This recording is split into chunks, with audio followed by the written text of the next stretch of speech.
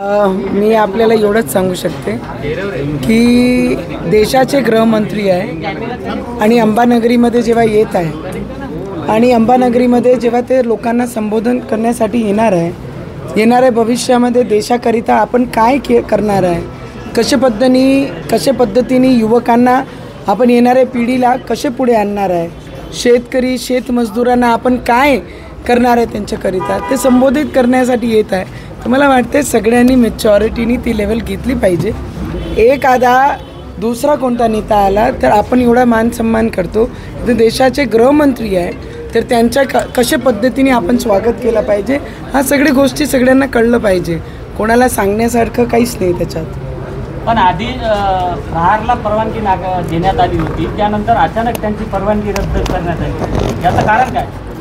दादा मी आपल्याला एवढंच सांगू शकते की देशाचे गृहमंत्री आमचे आणि ज्या सायन्स कोर आपल्याला पाहिजे हवं होतं आपण पहिलेही विनंती केली आहे, आपण पहिलेही आपले अर्ज टाकलेले आहे आणि त्या अर्ज अनुसारच आम्ही ती जागा मागितली आहे.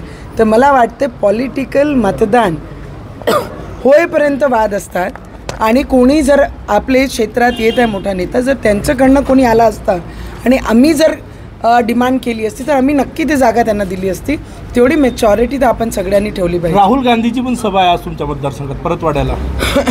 मला प्राऊड फील होत आहे की 5 वर्ष ज्या पद्धतीने आम्ही काम केलं, गोरगरिबांच्या मदत राहिलो, लोकांचे सेवेत मी 24 तास दिले, तर पूर्ण महाराष्ट्र आणि देशाभरच्या नेत्यांना नवनीत राणाला पराभूत करण्यासाठी अमरावती यावं लागतं. तर मला त्या गोष्टीचा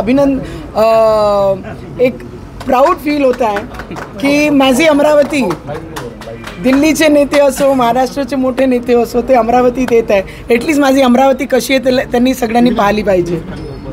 पेपरमध्ये जाहिरात देऊन पैशाचा आमिष दिला हा गंभीर आरोप केलेला आहे. हनुमान जयंतीच्या दिवशी 1,000 रुपये देतो. बच्चू कडू निकालच्या वादानंतर हा आरोप केलेला आहे. दादा आमचे बच्चू भाऊ माझ्यापेक्षा खूप मोठे आहे, खूप सिनियर आहे. त्यांचा अनुभव त्यांनी जे केलेले आहे ते प्रत्येक वेळेस तेच जाहीर करतात आहे दुसऱ्यांच्या नावाने घेऊन. तर त्याच्यावर मी जास्त काहीच बोलणार नाही. माझं लक्ष माझा मतदारसंघ, माझे मतदार आहे, माझा दुसरा कोणताही लक्ष नाही. प्रचाराचा शेवटचा दिवस, एकूण रिस्पॉन्स कसा मिळतोय मतदारसंघात? मोठं चॅलेंज आहे, तुम्ही भाजपात पहिल्यांदा लढताय ही निवडणूक. चॅलेंज म्हणजे देशामध्ये मोदीजींची हवा आहे तर मला नाही वाटत कोणतं जास्त मोठं चॅलेंज आहे. पण लोकांचं जे प्रतिसाद आहे ते हेच आहे की जो वर्कर आहे त्याच्या पाठीशी माझी अमरावतीकर आहे. जे महिलांसोबत नेहमी महिलांच्या पाठीशी उभी राहिलेली आहे ते महिला माझ्या पाठीशी आहे.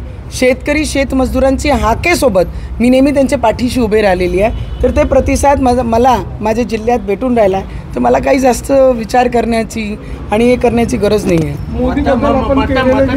मोदीजींची हवा होती आहे आणि राहणार. मोदीबद्दल केलेले आपले जे रिमार्क्स आहे ते ऑपोजिशन असं बोलतात ते ऑपोजिशन आता पहा सगळ्या महाविकास आघाडीला तुमच्या विरोधात एकत्र यावं लागलं. किती मस्त किती आनंद आहे. ताकद या ठिकाणी लावण्यात आली महाविकास आघाडीनं. मला वाटतं खूप आनंद आहे. जसा देशात नरेंद्र मोदीजींच्या विरोधात जे ऑपोजिशन सगळे एकत्रित झाले, जे एकमेकाचा चेहरा पाहत नव्हते, आज हातात हात घालून मोदीजींना थांबवण्यासाठी ते उभे झालेले आहे. तर मला असं वाटते तीच पद्धती अमरावतीमध्ये जो इमानदार रहेगा चोर विरोध करेंगे. मतदानाची जी टक्केवारी आहे ती नागपूरमध्ये खूप कमी झाली पहिल्या टप्प्यात, आता दुसऱ्या टप्प्यात आता मी माझे अमरावतीकरांना आम्ही प्रयत्न करतोच आहे. कारण 26 तारखेला खूप मोठे लग्नसुद्धा आहे आणि त्या दिवशी मतदान कमी नाही झालं पाहिजे. हा देशाकरिता मतदान आहे. कोणी हे विचार करू नये की माझे एक मताने काय होईल. तुमचा एकच मत या देशकरिता खूप मोठं योगदान राहील.